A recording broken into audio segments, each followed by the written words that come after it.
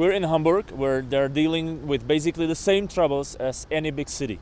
A lot of cars, huge traffic, not much space for parking, and of course emissions. Volkswagen offers its own solution, ride-pooling service called MOIA. You can see these golden painted electric minibuses pretty much everywhere on the streets of Hamburg. What you don't see is the clever algorithm behind the app, which calculates the optimal route for you going, for example, to work, and anybody else who might share the same direction you are headed. With only 6 seats in a spacious car, you have much more comfort than in a public transport, yet it is a bit cheaper and much more sustainable than taking a taxi or your own car. MOIA's vision is quite ambitious, to take 1 million cars off the road. In MOIA headquarters in the center of Hamburg, we met with Sascha Meyer, Chief Product Officer of the company.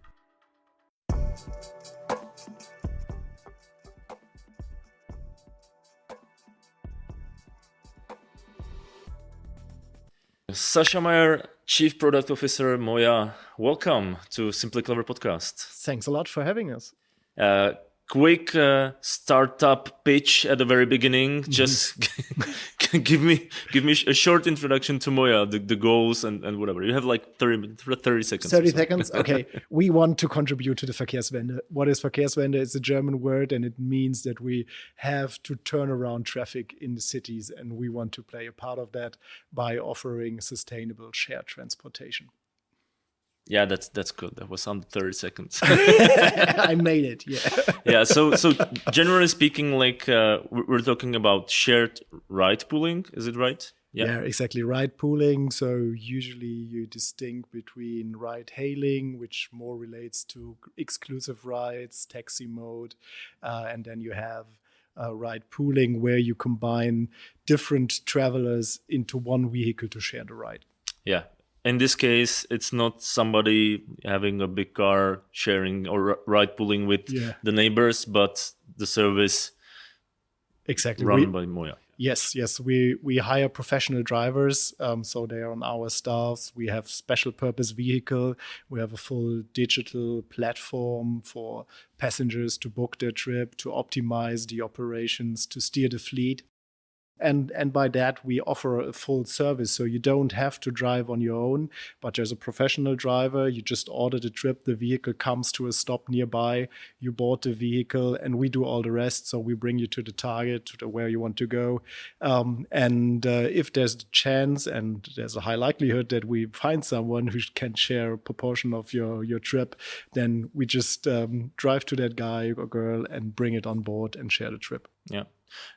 How did it start, the idea, if we can talk about that? Because like right now in a lot of cities, we are getting used to shared vehicles, like let's say personal vehicles or shared bikes. Generally speaking, like shared services. For me, it was quite a surprise when I heard about the project of basically small buses going around the city. The second surprise was that when we arrived here in summer, the MOIA was everywhere. Yeah, that's great.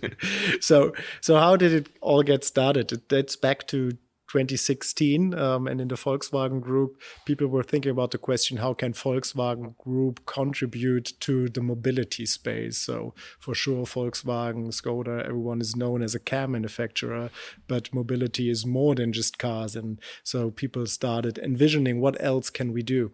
And whilst there are a lot of mobility services around providing asset, like car sharing, free floating, station-based, car rental, subscription, also micro mobility like scooters or bikes, you're always focused like lending an asset, but there's also the service space.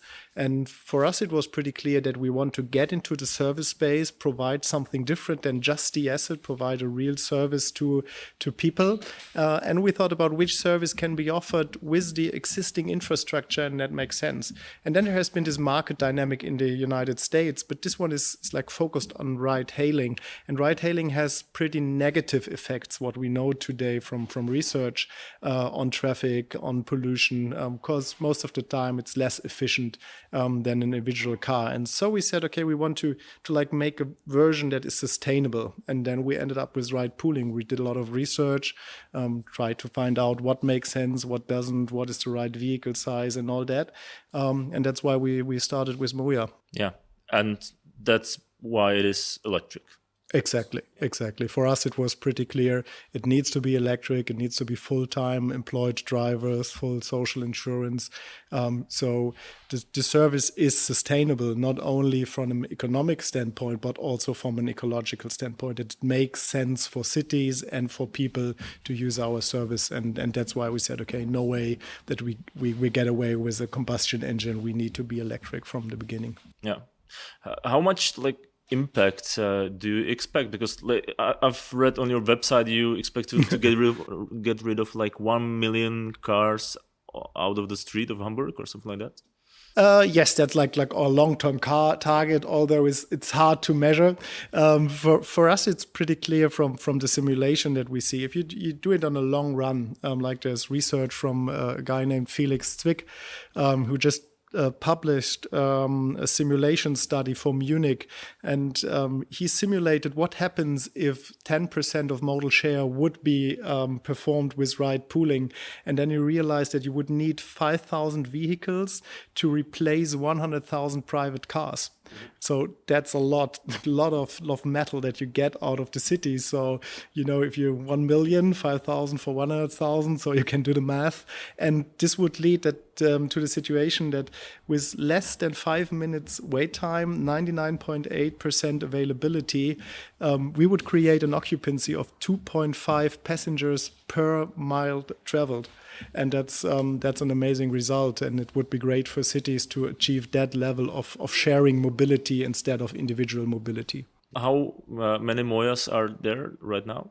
Right now we have 500 in Hamburg. We're a bit restricted due to the COVID situation, as some of our drivers actually left us during the times of lockdown. So we're ramping up the service again. Right now, in average, we have about 120 vehicles deployed. In peak times, we bring out up to 200 right now. So there's some layroom for us to grow again into a full size. Can you maybe elaborate a little bit why you decided to have a 6-seater? Because you've talked about the occupancy like 2.5 per mile. That's great. So you kind of counted that sometimes you need up to the 6 seats at least, or is it maybe some technical limits or for some licensing or whatever? No, it's pretty simple. So if the more seats you have, the higher the likelihood is that you are able in peak times to bring more people on board. But there are also conceptual downsides. One is size. Because if you want to get as many people into the vehicle gets bigger and bigger and bigger. And in an urban environment, at a certain point, they are too large. So that's why we decided to stay within the 3.5 ton category. That's maneuverable in also small streets in Hamburg. And that makes it's handy to use. And on the other side, there's another downside of getting too big in size and too many seats. That's the individual detour that passengers have to accept for the pooling situation. For more than 6 seats, you need to combine more than 3 or 4 trips, which are 3 or 4 entry situations. And then is the question what you as a passenger are willing to accept. And then we said, okay, let's start with the 6, which is kind of a speed spot in simulation, and let's work from there. And actually think we did quite a good job on deciding that. Sure, some situation, smaller vehicle would be sufficient because there are only 2 or 3 riders per vehicle. But in peak times, there are also 5-6 seats occupied, which is a great thing for us. For example, even when there is a bigger group, like friends going to party or whatever, most of the time there are 1 more seat necessary than the regular taxi, for example. So it's 5 to 6 people, which is the general. Absolutely. Yeah. We have a lot of families traveling with us. 7-8% of our travelers are children. And most of the time they bring along their parents. So if they're traveling on a Sunday, you have like 2 kids, 2 parents, then it's 4 seats occupied, and then no pooling would happen. And with 6 seats, we're able to board additional passengers, which makes sense. Yeah. Yeah.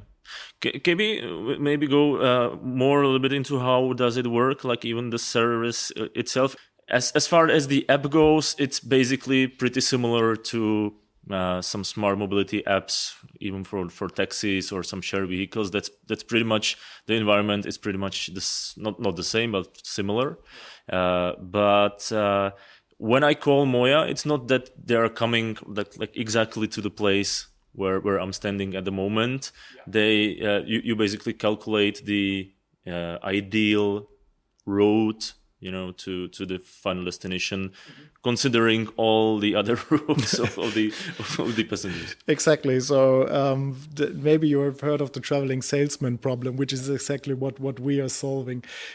So we take all the requests of customer that we have at a certain point in time. We look on the full fleet state, and then we try to find optimal solutions between, on the one hand, traveling time for customers who want to travel or are already on board of the vehicle, which is a constraint for us in the optimization. We don't want to violate commitments that we already made, for sure.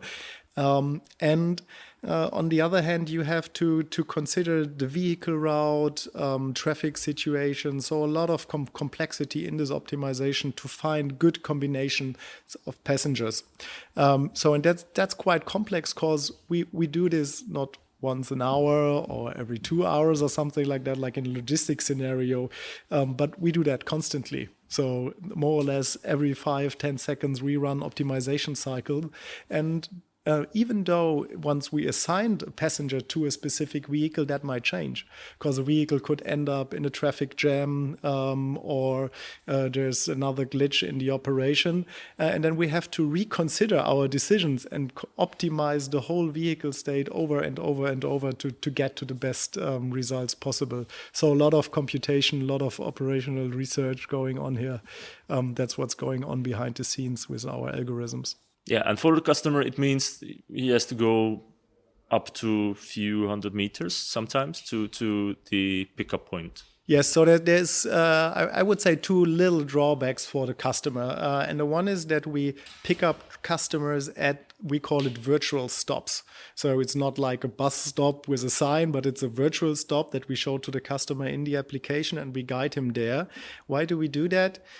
Sometimes just a small walking distance, like 100 meter, changing from one to the other side, can make a significant benefit on the efficiency, on the ride time of the vehicle, because often you have to do different circles to exactly count the side. Much more straight. Yes, exactly. And we can optimize the vehicle time, which makes a better experience for the passengers on board, but also for the driver. This definitely allows us to offer at fair prices. This is one thing, so the walking distance that the customer has to take, and it's also a regulatory topic, because only taxis are allowed to park in second row. So we have to check the whole city for all possible locations where our vehicles are legally allowed to stop. So we have 15,000 stops in the city of Hamburg, which were hand-selected, a long catalog of requirements checked, so not too close to a crossing of the street, and all that. And so we have to really pick them, get them acknowledged, and that's the mode that we are allowed to operate in Hamburg. So if I'm lucky and I choose basically or order the MOIA, which is already occupied with somebody, the price go lower? No, we offer fixed prices. We don't want to have this situation where you say, okay, I hope that someone is joining so it gets cheaper, because we want to offer fair prices straight away. So we give you the price before you board the trip, and then it's fixed, and the risk is with us. So what you have to bring in as a passenger is some flexibility in your arrival time. Yeah. But we show you fully transparently the earliest arrival time, which would be a direct ride without any pooling, without any traffic, and then the maximum time that we would allow for us to bring in additional passengers, so like direct ride time would be arrival at 9:30, and we say, okay, for this trip, we allowed you to arrive until 9:42 as an example. And then we make absolutely sure that we will not arrive any later than that. Yeah. You have some, let's say, space for some little detours, but there's a limit to that which you cannot cross. Exactly. There's some slack time, and we use that slack time for pooling, but it's also our risk if there's traffic and we violate, let's say, the time, then we bring passengers directly without any additional pooling to their final destination. Yeah. And like from the feedback, let's say from the customers, it is okay for them not to have the specific time, like I'm going to be there like 2:00 sharp. They are okay with getting there maybe a few minutes later, but the price is good enough to take some reserve time or whatever. Exactly. Consideration. Time window. Yes. The simple answer is yes, but it takes some time for passengers to understand. So for sure, when we started, people expected to have like a taxi-like service with direct ride times and then detours being very limited, maybe just like pickups on the direct route. So people have to get used to the pooling service that we have, and also we had to optimize. We had to learn what people are willing to accept and what people are not willing to accept in terms of detour. And one thing that we learned and that we adjusted is that we are offering a service class, a different service class compared to from where we started, that offers more direct rides. There's still pooling happening. The ride can also be shared, but it's more direct. So the time window, the time that we allow to pool is just shorter. And obviously it has a higher price. The customer has the choice to say, okay, I want to go a bit cheaper with a bit more detour, or I want to use the express service class, more direct rides, still shared, but for a higher price point. And we see we have both customers. Even though we are offering the more direct ride, customers, the majority of customers, 80-90% still choose the classic service class. So I think that shows that people are willing to accept those small detours in favor of lower prices. But also, I think because they understand that it's better for everyone if they share the ride with such a vehicle instead going alone.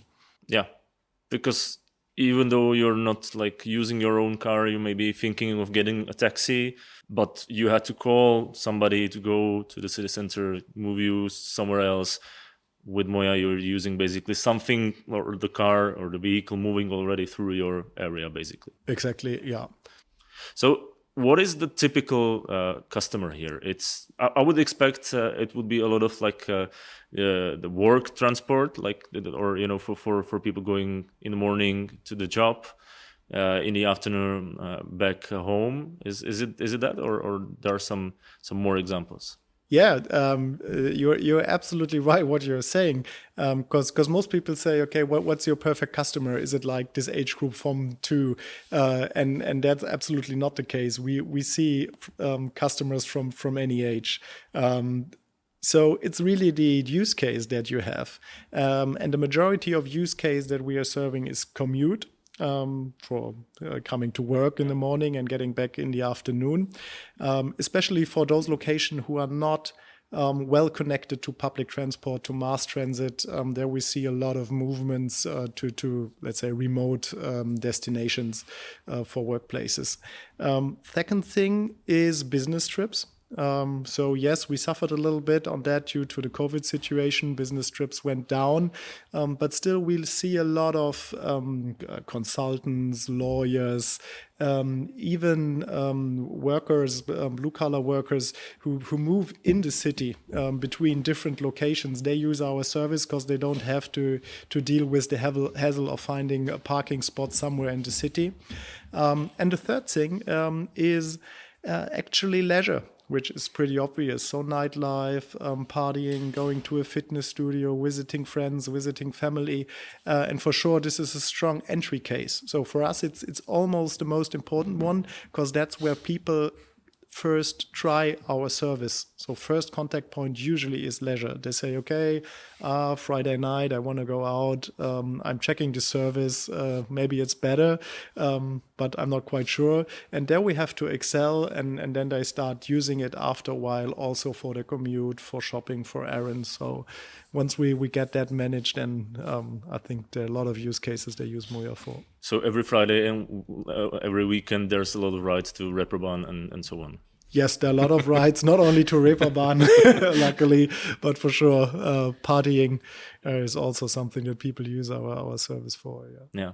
When I'm thinking about it, and of course, like as a lot of these services, you're not trying to steal people from public transport nor the taxis, but it is somewhere in the middle, like more flexible than the public transport when you need to go for a business meeting. You maybe don't want to walk, I don't know, a few hundred meters because the closest bus stop or subway stop is a little bit further. And on the other hand, it's cheaper and you need to be a little bit more flexible than with the regular taxi service. Yeah. So we consider 4 values very important for the riders that we have. It's comfort, it's reliability, privacy, and safety. And if you think about those values, you will realize those are the ones that are most important for car users, because that's the promise that you get with a car. It's comfort, safety, privacy, reliability. It's in front of your door. You can use it when you want. And so we try to resemble those values into our service. That's why our primary, let's say, target group is actually car users, because we want to get people out of their private cars and share. That's what we want to do.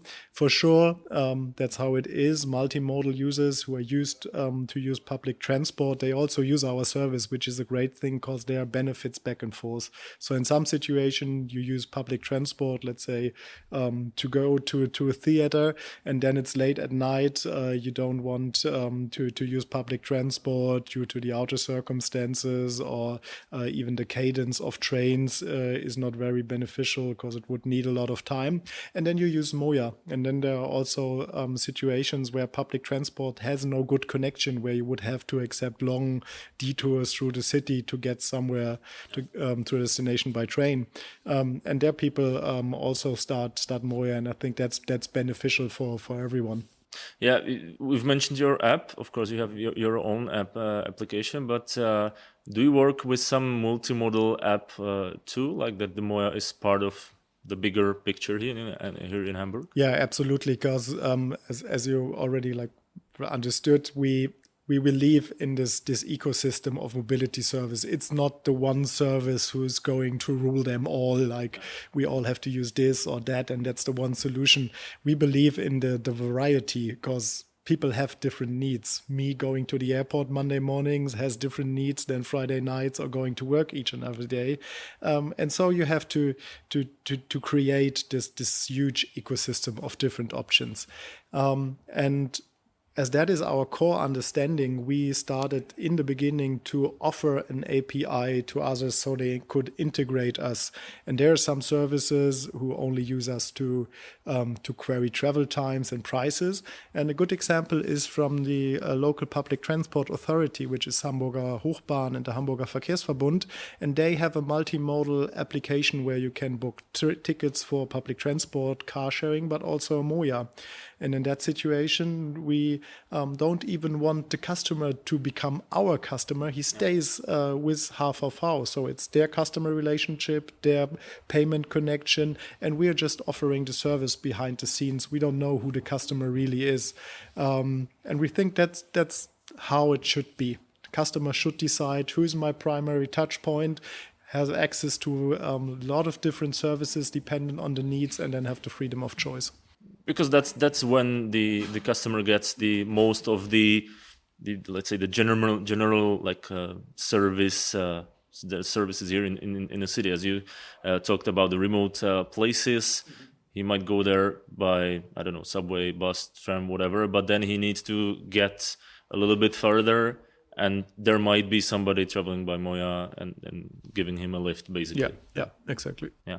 just quickly about the car itself, because of course it's pretty much visible here in Hamburg. It's quite big. It was for me, that was a little surprised that it's quite a huge car, and of course with the gold color, it's pretty much everywhere, and you can see it from the quite a big distance. But why did you go with basically VW developing specific car for the service, or not using some regular car, I don't know, VW transporter or whatever? Yeah. Let me get back to comfort and privacy. So there have been pooling services before, so we are not a world first. But we said, what are the downsides that keep people away from pooling? And we had colleagues flying over to the United States and testing pooling services over there, and they were offered with just regular passenger cars.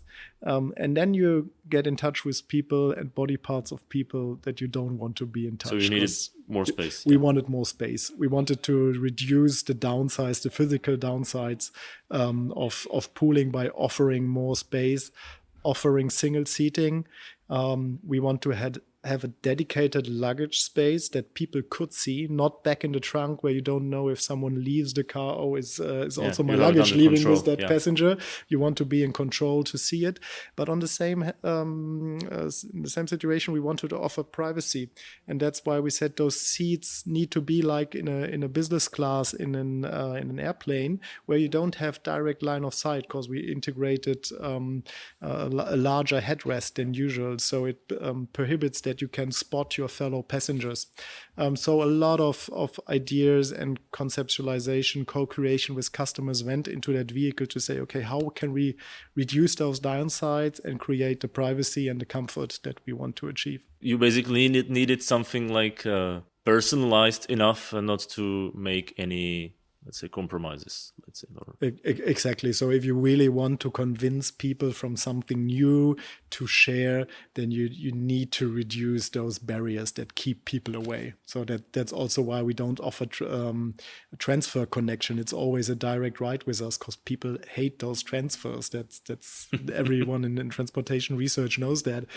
So we offer them direct rides, because that's what they get with the car, and comfort, privacy, quiet rides. That's what people want in the situations that we are targeting. Let's talk a bit about future, because this year you've announced a big project, big cooperation with Argo AI and VW and of course MOIA there of autonomous vehicles, basically small buses on VW ID bus platform, let's say, or based on this model. How is it gonna look like? It's gonna be completely without drivers. You're aiming at 2025, if I'm not mistaken. Exactly.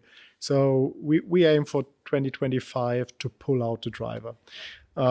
But we start today with safety drivers on board, because the vehicle, the self-driving system, which comes from Argo AI, actually is still an American driver. He needs to be trained for the European environment. Hamburg is different than Miami, obviously, so that needs to be adjusted.